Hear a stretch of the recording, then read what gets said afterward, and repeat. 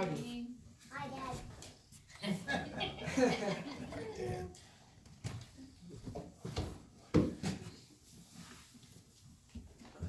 So we've gone through the meat, I guess you could say, kind of like what Dennis was saying. Now we're going to move on a little bit. To the potatoes. Going to move on a little bit, not a whole lot really. We're going to start talking tonight, and I've looked through this and I went, there's no way I'm getting through this tonight. But we're going to kind of look at our homes now in a different perspective. Now we're going to start, we've talked about, let me back up here, what all have we talked about? I don't have it memorized.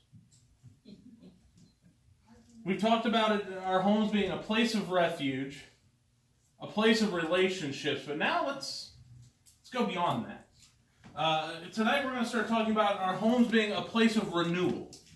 And I want to kind of look at that from two different perspectives. First of all, a renewal in the relationships that we have within our homes. And you can sit there and go, oh, well, I got a great relationship in my home. Good for you. It could probably still use some work. Let's be honest, right? I'm pretty sure none of us sitting here can honestly say that any part is perfect within our homes. Nothing. So we're going to kind of look at that as a place of renewal, but also along those lines, we're going to talk about what moms and dads need to do to help get those type of things there. And we're going to kind of go into a little more in-depth. I said we're going to move on from, and when I mean move on, we're moving away from the whole Ephesians chapter 5 thing, but we're still going to talk about roles that moms and dads need to have within their homes. And you may be sitting there, some of you are sitting there empty nesters. Moms and dads still have a role within their homes, whether you're an empty nester or not. And we're going to kind of go through this stuff, but there's a saying out there that says, and I want to know if anybody's ever heard this, because I think some of you may have. This one was a first for me. But plan your work and work your plan. You ever heard that? Yeah. See, the ones that went like this are that older generation. And I'm of that younger generation. I went, huh? But plan your work and work your plan. Now, so that is exactly what's needed in our homes today, is that type of a mentality. But if we were going to go down a biblical sense, we would change it. Instead of working our plan, we have to work God's plan. Amen. And that applies inside of our homes. We have to work the plan of God. Whenever you got a big mouth, you never know if this thing's on or not.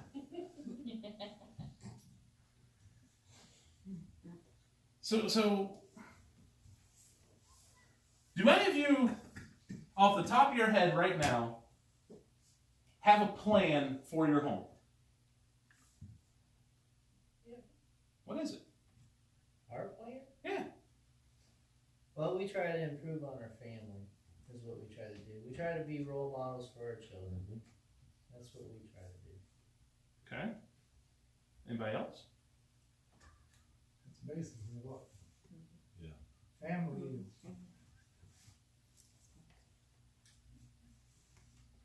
And since we have 6 kids between us, Mm-hmm. we tackle each one as they come along. And the thing too, like seriously, with a little bit of openness, I guess, we're a blended family, Mm-hmm. and it's hard, and sometimes we don't get a fair shake, and so we try to take the moral high ground, because you got undermining going on, and hope that the kids will wake up and smell the coffee and see that, hey, we're not bad people.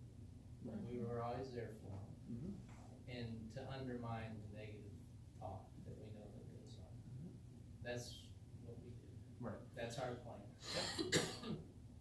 I think if me and Jenny were to talk about what our plan is, whether we realize it or not, but our plan is sitting right there. Hi. Making sure that we do the best that we can, that He is prepared to go out into the world. Amen. And that, I think, as parents, that's where it starts, right? Yeah. We got to have our children ready. If we're in that situation, we have to do the best we can to get our children ready. So, but think about this. If everybody And the plans that we had mentioned in here, I believe wholeheartedly those are God's plans of what He wants out of families. Is to do those type of things. And if every family in the world followed God's plan, we would all have the same thing outside of our homes if we were to put it on a sign. And that would be Christ as the head of the home. Amen. We have to acknowledge that first. We have to understand, and there's all this talk out there of the man is the head of the household, and biblically, yes, he is, after God. Yeah. There has to be that understanding. Biblically, yes, the man is the head of the household if he is suited to be the head of the household. Remember, we talked about that a little bit too, right? Yeah. But first and foremost, no matter which route you go, God has to be the head of the house, or the house is not going to work. God has to be there first. And I know I've mentioned this before, but whenever it comes to marriage isn't between two people. Marriage is between three. And it has to be God being that third one. Otherwise, it's a struggle. Yeah, it's a covenant. Exactly. That's exactly it. But sadly, Christian influence is assigned to 1 or 2 days out of the week. Think about that. Inside of our homes, if we are Christian homes, there should be a Christian influence there all the time, right? Sadly, that's not how it works in today's society. At most, it's 2 days of Christian influence. A lot of times, in today's society, it's a half a day. You guys know which days I'm talking about. Church, right? Right. That is some of the most, for a lot of houses, a lot of homes, a lot of families that go to church, that proclaim themselves to be Christians, a lot of those families, that's actually the only true Christian influences. Whenever me and Jenny were involved with youth group, and not only youth group, but Jenny, brave person, she taught the 3 to 5 year olds. Special. She just loved it. That was her niche. And I'm like, no, give me the ones that have attitudes. And I said, I want the 9 to 12 year olds, and I work with teens too. But there was one thing that we noticed out of all that. We ran a van, the church van, and we would go pick these kids up and bring them in. And these kids were coming because we would go get them. They didn't have anyone to bring them. So do you understand where their Christian influence came from?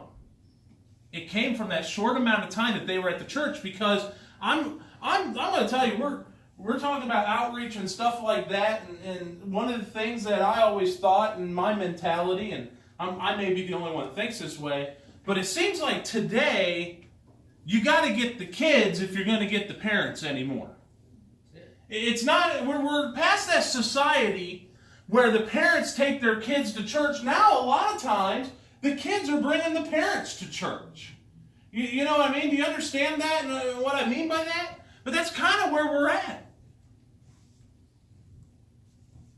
But if we were to work in God's plan, work to God's plan, we wouldn't have to worry about 2 days a week, half a day a week of a Christian influence inside the home. We would have it there every minute of every day. Amen. There would be Christian influence.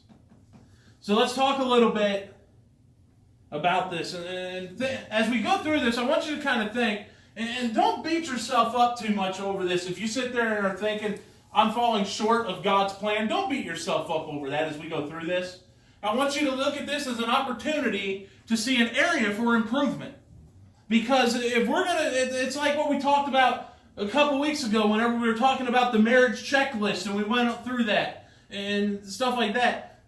None of us were perfect, we found out when we went through that. We all saw somewhere that we could work on. Well, the same thing here, and that's kind of what this whole thing is. Let's find some areas, let's work on, and let's get better inside of our houses. So first we're going to start talking to fathers here. And so think about this. For a father to make his home a place of renewal, he must take his place as the head of the family and lead them to God. Amen. Let's all go over to Genesis chapter 18.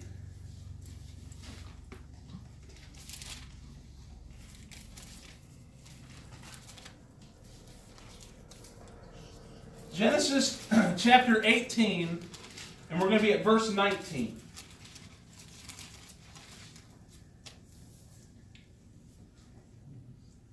And what we're looking at here is we're going to be looking at an example of Abraham here. But I want to read this passage real quick. Genesis 18, verse 19, it says, "For I know him, that he will command his children and his household after him. They shall keep the way of the Lord, to do justice and judgment, that the Lord may bring upon Abraham that which he hath spoken of him." Simple thing, right? But if you look at this for a second, there's some things that you can see in here. One of them is, let's look at it and find out, what exactly did God ask of Abraham in this verse? God's asking something here. And do we see what it is? Does anybody see?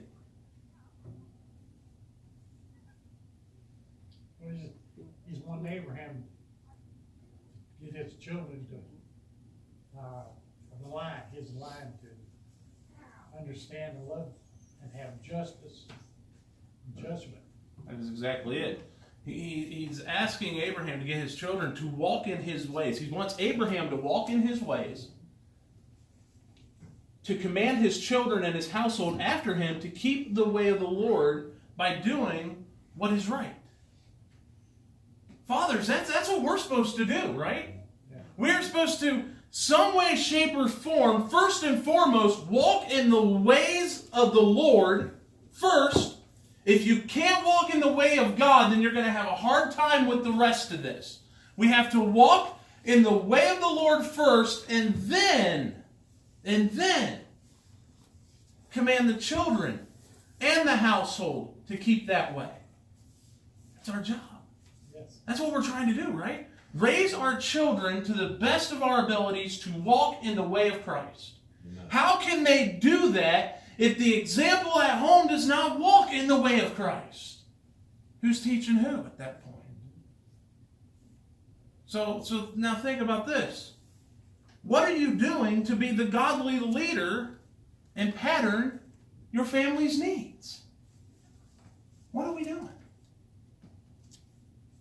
See, since the husband's headship of the home is a reflection of Christ over the church, what are some qualities that Christ exhibited in the leadership of his people? Anybody have any? Love. That's the biggest one. But not just love. Let's go further with that. How about loving guidance? See, whenever Christ came upon people that were doing wrong, didn't he guide them in a loving way? Think about whenever they were ready to stone that woman. Right.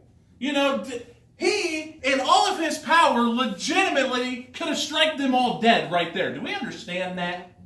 Christ could have done that. But instead, he used it as a teaching moment.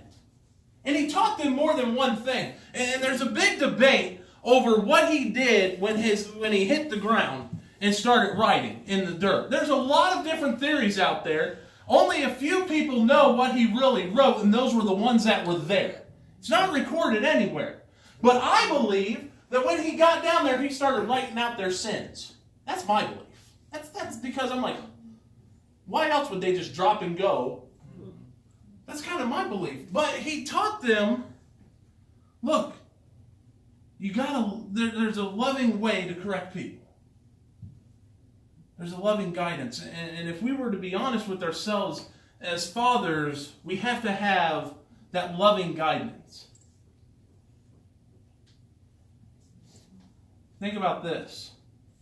Let's stay in Genesis and go to chapter 22.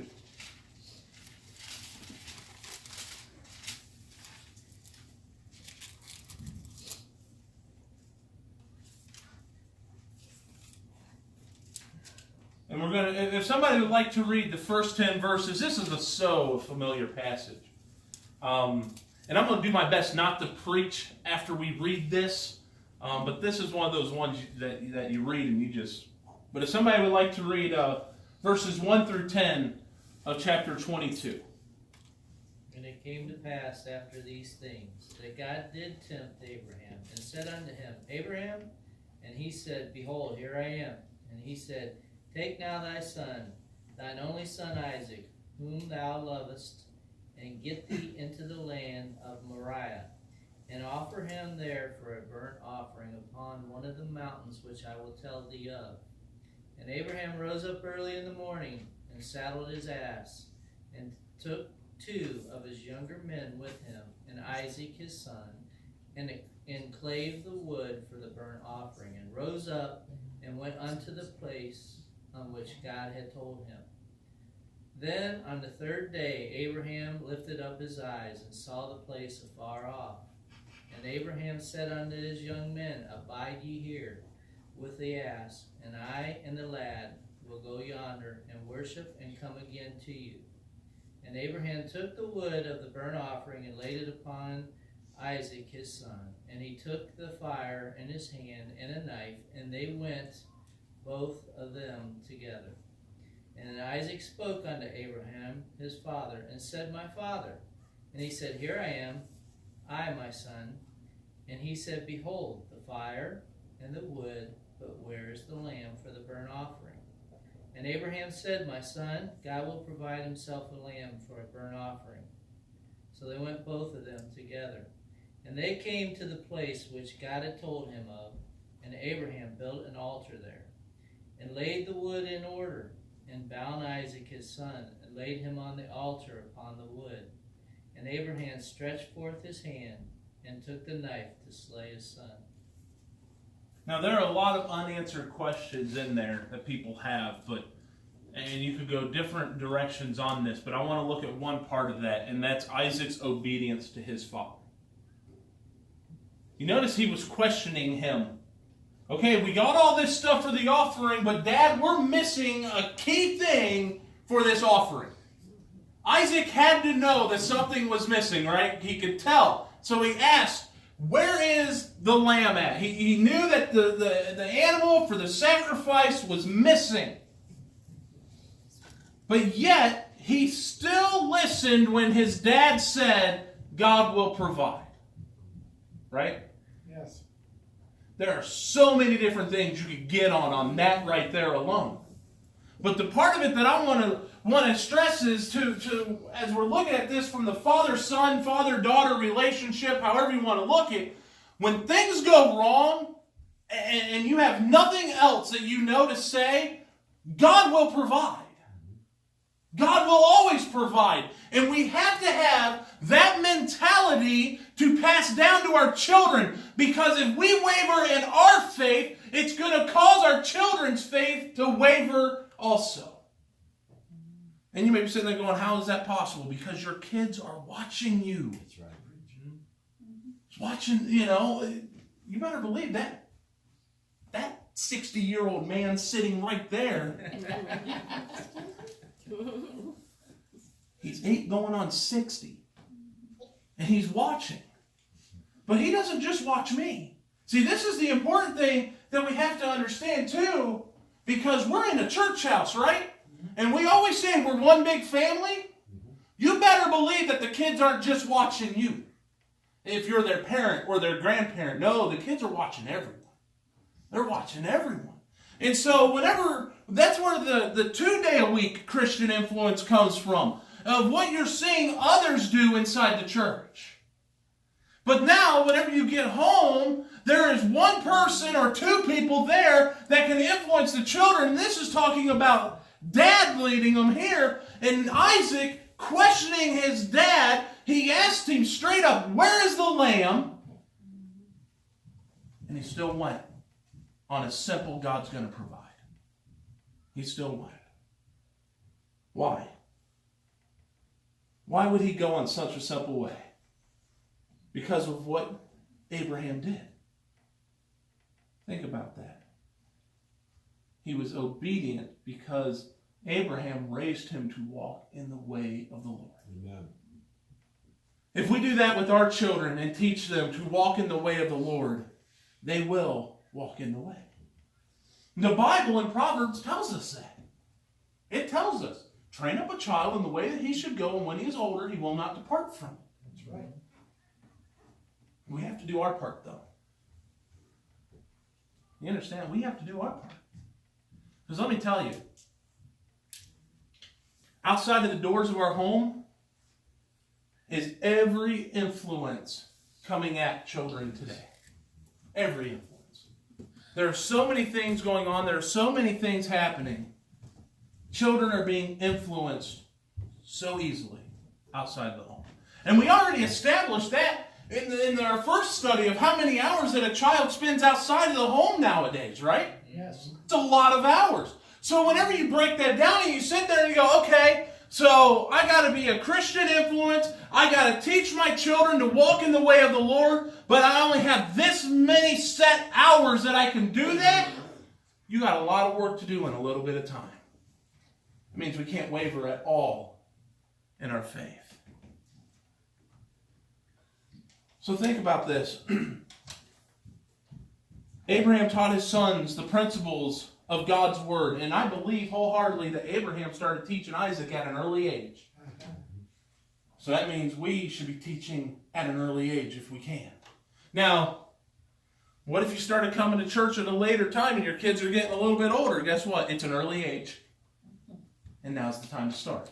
That's right. Don't let that early age thing scare you. You know, early age is whenever, because let me let you in on a little secret. Parents, you're always going to be older than your kids. So it can always be an early age. So ask yourselves this now. Are you teaching the principles of God's Word to your children? Are you truly teaching them? Because if you don't teach godly principles, what do you think they're going to be taught outside of the house? And I'm not talking about if they end up going to church and Sunday school and all that, where they will get taught some form of a godly principle. But when they're at school, what are they being taught? You see where this is going? We got to teach our children the right principles to have. So how do we do it? What are steps that we can take to accomplish teaching godly principles? What are some?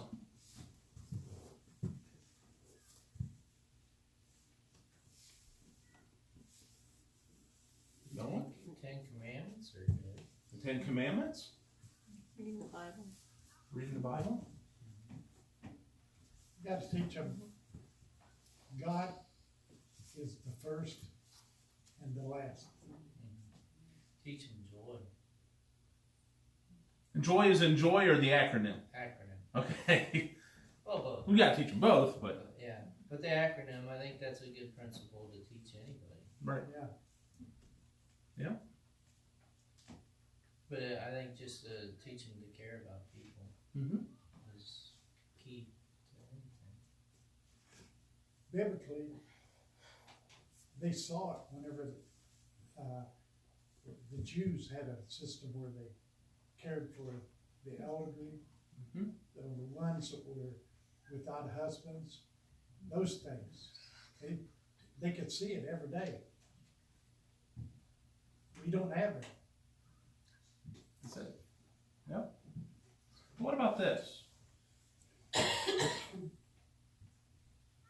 So I think it was Mary said reading the Bible. And that's great. We should teach our kids to read the Bible. But if you're trying to teach your kids to read the Bible, you better be reading the Bible as well, That's right? right. And if we do that, because we teach by example. A lot of things we teach by example. Think about this. Isaac knew not to question his father. He knew not. And he knew not to question his father because he knew his father was listening to and following God. Right. When our children know that the decisions that we make are because it's what God is leading us to do, they should have no reason to question the rules that we set or things like that. Or they should have no room for that because our children should be taught, I have to follow God and you have to follow what I say. And that I know can be harder For some, there are very rebellious children out in the world. But that standard has to be set in every home across the nation, around the world, in all honesty, but especially in our nation where it seems like the kids run the household. They have to be taught God is over top of this house, and after that comes me. We have to. Think about this. Another quality in fathers that cannot be overlooked is that of intimacy and tenderness. Although most mothers offer this to their children, many have never experienced this from their dad.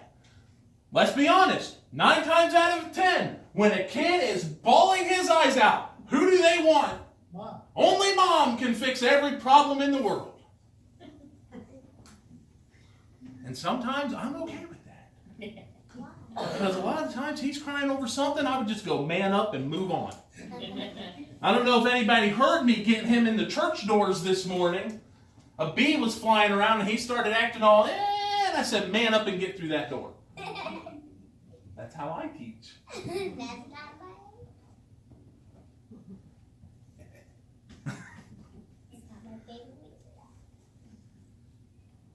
Fact is, though, that there is a quality inside of fathers of intimacy and tenderness. And although most mothers offer this to their children, many have never experienced this from their dads. Christ displayed these qualities to his people regularly. For instance, the way that he treated the woman with the issue of blood, the countless hours he spent with the disciples, the leper he touched and healed, the tenderness he showed Mary and Martha. Think about that. Go back through that. Now, if we as men need to evaluate ourselves, how would we rate ourselves in the area of love and tenderness? Based off of what I tell my kid, I'd rate myself pretty low. Because I have the man up and move on mentality.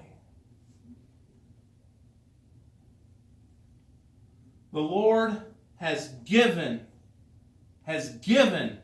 men the responsibility of demonstrating the strong qualities of leadership, firmness, and justice. He's given us that. That's a responsibility, and I believe we will have to answer for that, of how we raise our kids. But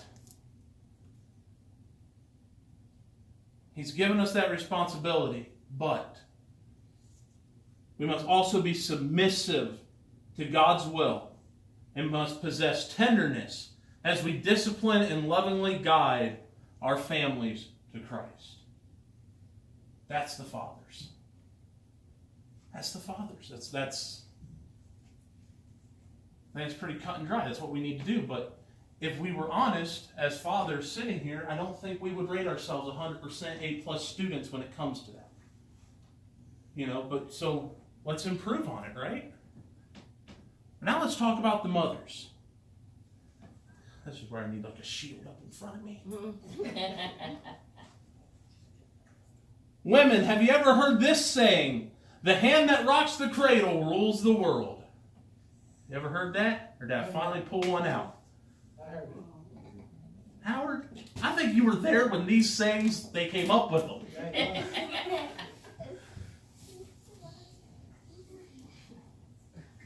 Have you ever heard this one, like mother, like daughter? Oh, yeah. Go to Ezekiel chapter 16.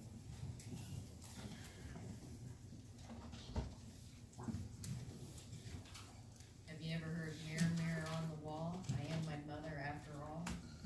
I've never heard that one. Yeah, most of the time you end up being a Betty now. Was it you that I heard say that last week? It was either morning service or evening service. I'm pretty sure it was you who said the older I get, the realize I look more and more like my mom or something like that. I am. I just thought about that. Like, I heard something similar to this. Ezekiel chapter 16. And we're going to go to verse 44.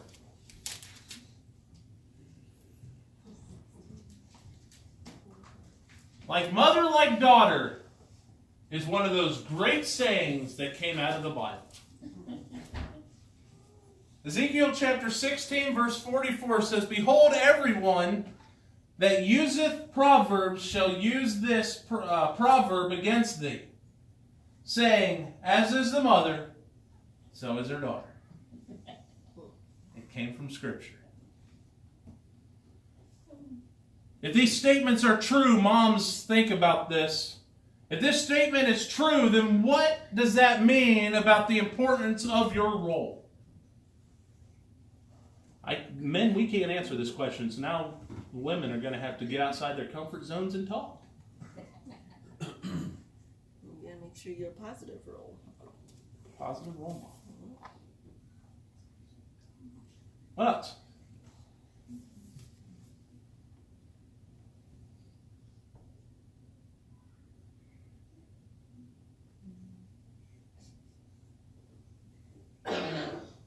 Everybody speaking. Right? This is one of those ones Howard can't answer for you on this one. What was the question? Oh, we're learning now. Uh-huh. See, the women were like, we ain't gonna have to talk tonight. It's nap time. Uh-huh. All right. The saying, like mother, like daughter. If that statement's true, what does it mean about the importance of the mother's role?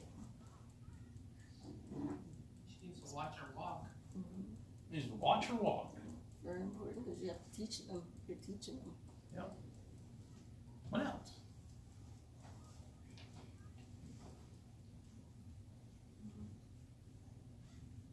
Tasha started going down the right road. I'm looking for a specific word. It starts with the letter I and has fluence in it. Oh. Like how I did that? Yeah, just say it, influence. Influence. Whenever I was teaching the kids, I do that all the time. I'm Didn't looking I for a kinda say word. that? I said you gotta be a positive. Yeah, positive role, yeah. model. Positive role model instead of positive influence. Yeah. Now, consider. Grammar Nazi. I say he's a grammar Nazi. Oh, It's yeah. a specific word. You know, whenever we read out of Genesis, Abraham and Isaac, I so bad want to go if I didn't know any better that took place in the hills of West Virginia because they went up yonder. Yeah. And it far off. That's right, and far off. Is there a problem with West Virginia? All right, no. Yeah, what's your problem with West Virginia? Country roads take me home.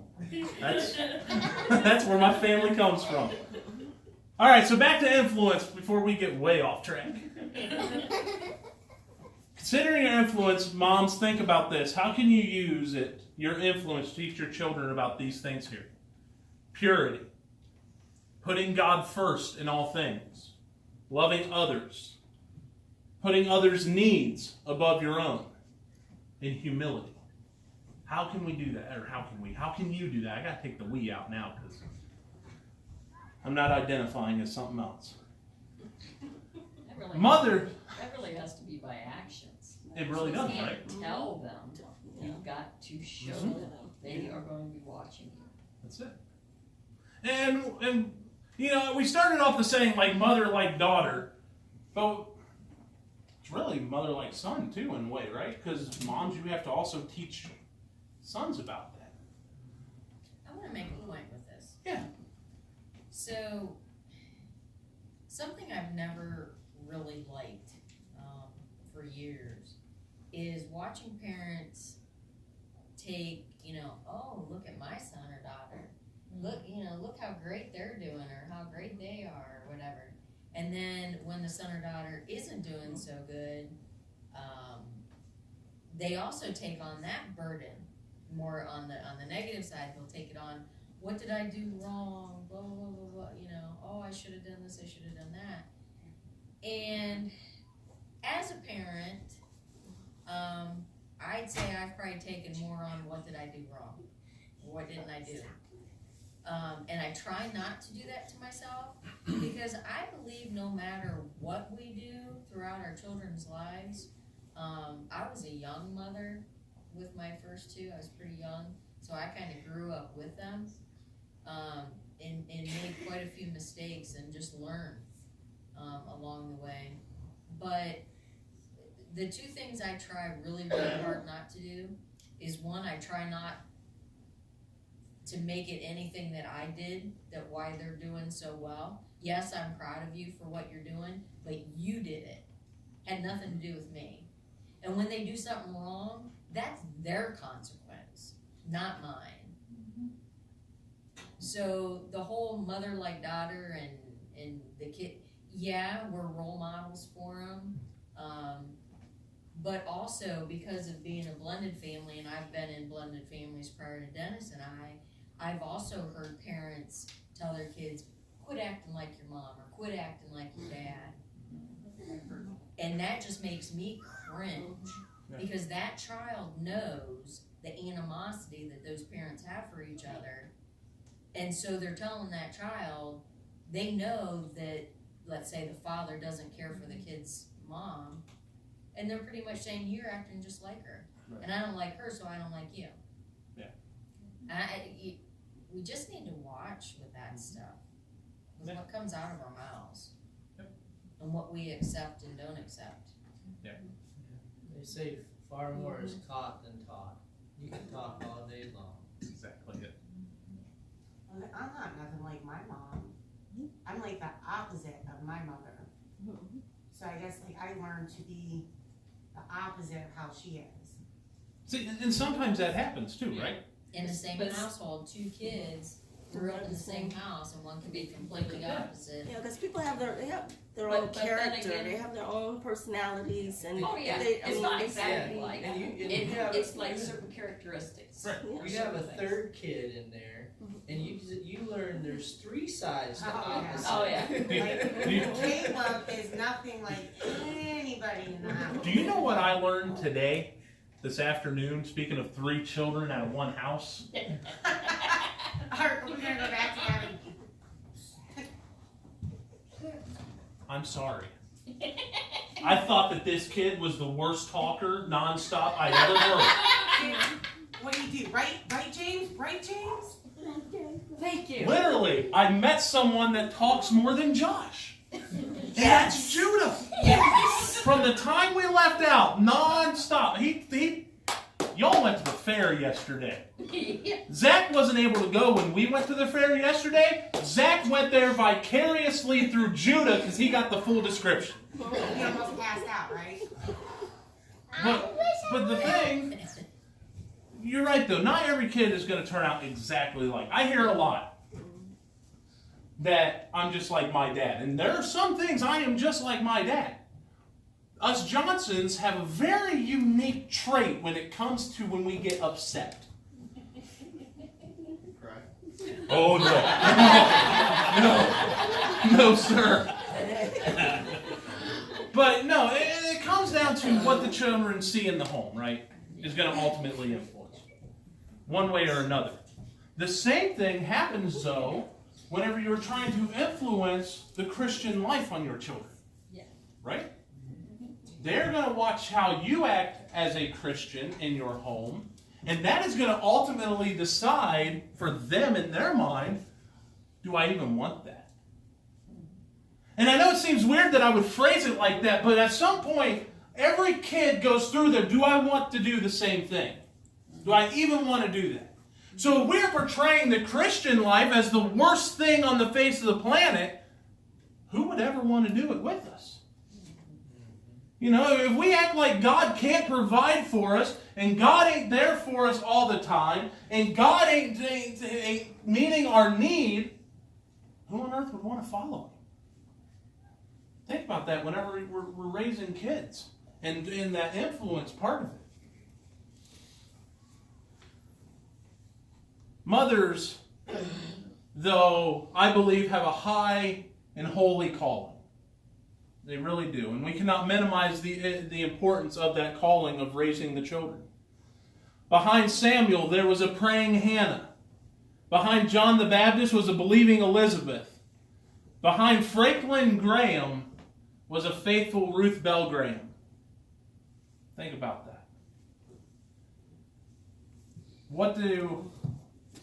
What did these mothers have that was so important in their children's lives? What do you think it was? Prayer. whenever you sit and you talk to the older generation growing up inside their home, what is the one story it seems like they all have in common? Mom praying. Right? Mom praying. It seems like that certain generation, they always remember Mom praying long into the night for her kids, for her family. See, your children need a refuge when their faith is slipping. Just like whenever they have a physical need, the children will go to a parent. Studies have been done over spiritual needs. And 70% of children with spiritual needs actually go to their mothers before their fathers. And it's because of that bond that a child has with their mom that they developed whenever they got a boo-boo type thing, whenever something was wrong. They would go to Mom, and Mom would somehow, the miracle of Mom would make everything better. Well, the studies were done, they found that whenever it comes to the spiritual side of things, especially in daughters, they run to Mom. But they said the sons also run to Mom because of that bond. So, moms, when they need that, when their faith is slipping, they need somewhere to go. So think to yourselves here, how can you better prepare yourself to be that refuge? Because it's going to happen. At some point, you will need to be your children's refuge. And I know jokingly, you hear this all the time out of the empty nesting crowd of, once they're gone, they ain't my problem no more. No. That child will come home, tears in their eyes, the world's falling apart, and guess who's the first one there going, come on in, sweetie. Yeah, we gotta clean out the basement. But, at some point, your children are going to need you for that. But, especially on the spiritual side of things, they need to know that they can count on you spiritually. Amen. They have to. Think about this. Praying moms. The biggest thing from that older generation was praying moms. Moms, can your children expect that same thing out of you today? Can they count on you for prayer? But not only that, it shouldn't... Hold on, sidetrack for a second now. That goes for everybody. Right. And that doesn't just apply to your children or your grandchildren, nieces and nephews and family members and going down. Listen, if somebody asks you to pray for them, they better be able to count on you to pray for them.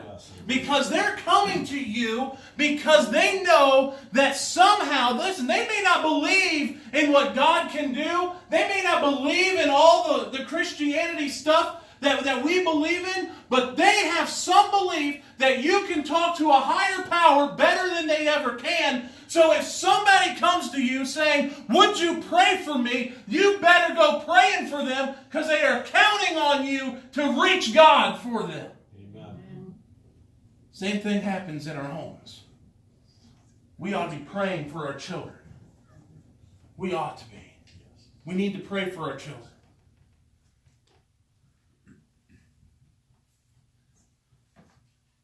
There are so many dangers out there with our children. But let me let you in on a little secret. It's going to be a hard pill to swallow. You can't stop all the bad things from happening. You can't. So I think that verse in Proverbs you said earlier is very important. Yep, that's it. That's why it's very important. But our children, I believe today, our children need prayers more than ever. Yes. Go back to and I know I'm going to we're going to beat a dead horse probably with this, but school shootings are just crazy anymore, right? Whenever schools started backing up in Ohio, I don't know if anybody noticed, but 4 schools went on lockdown because kids brought guns to schools in Northeast Ohio. 4 schools. There was a time when you never heard of that, right? There was a time when certain phrases weren't needed anymore.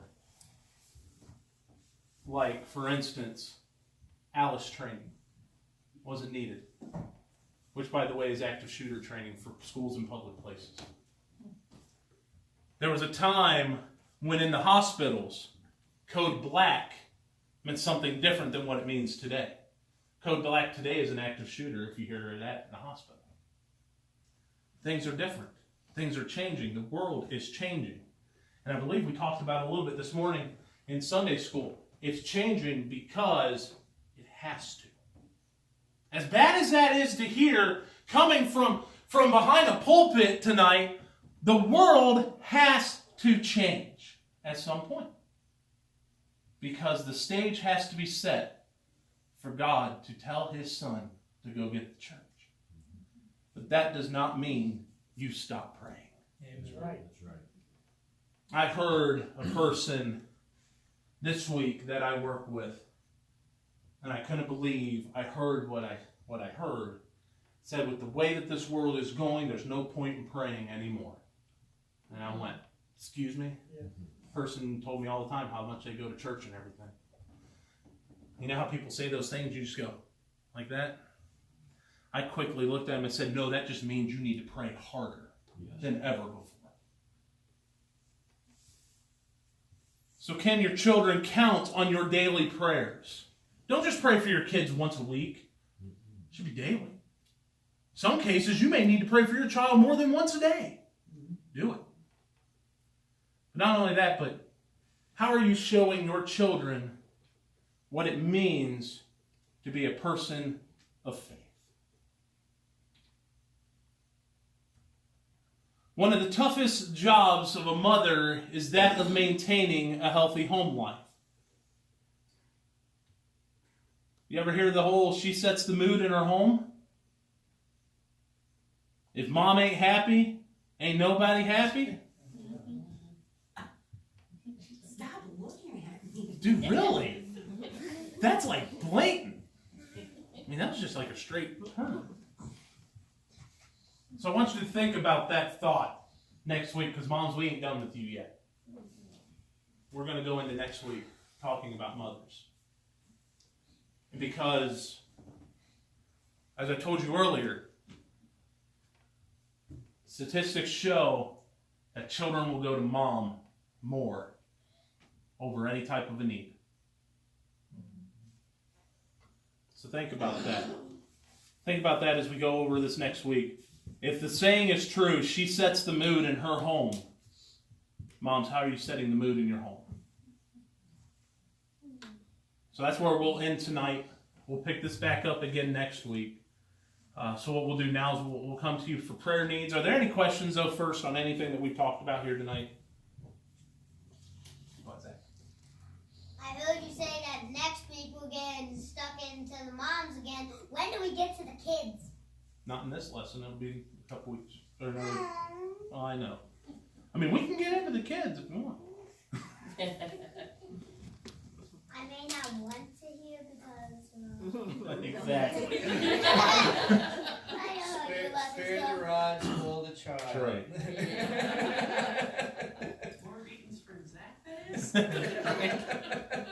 All right, so are there any questions about anything we talked about tonight? Is it making sense? All right. At this time, what we'll do is, as always, we'll come to you for prayer requests. Wade and Jesse, Kathy, my grandkids. The Cow family, Jess and I are friends with them. They just lost their wife and mother. She's my age.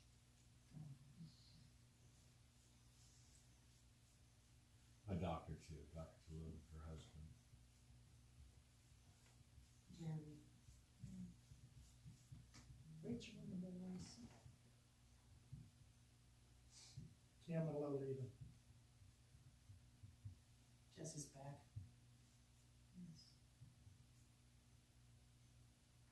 people that have nowhere to go because of the hurricane. Right. I saw a very heartbreaking interview or video. I couldn't imagine being in that situation.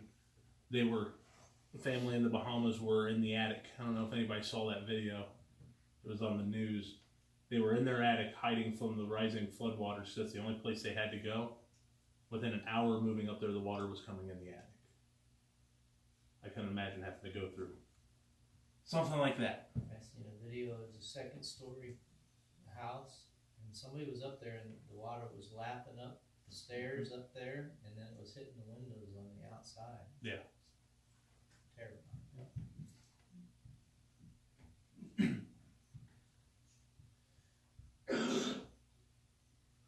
We should be praying for our outreach that we are doing. Amen. Yeah. It's coming up. Remember the Bible study that we're doing? We'll be finishing that up, and then we will be going into a very interesting, what's going to be at least 8 weeks on, it's the title of the lesson series is called When Worlds Collide.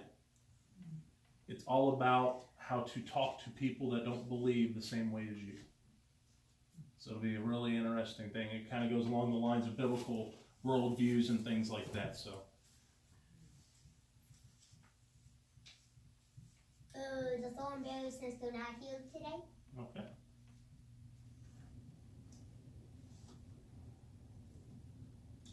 We appreciate the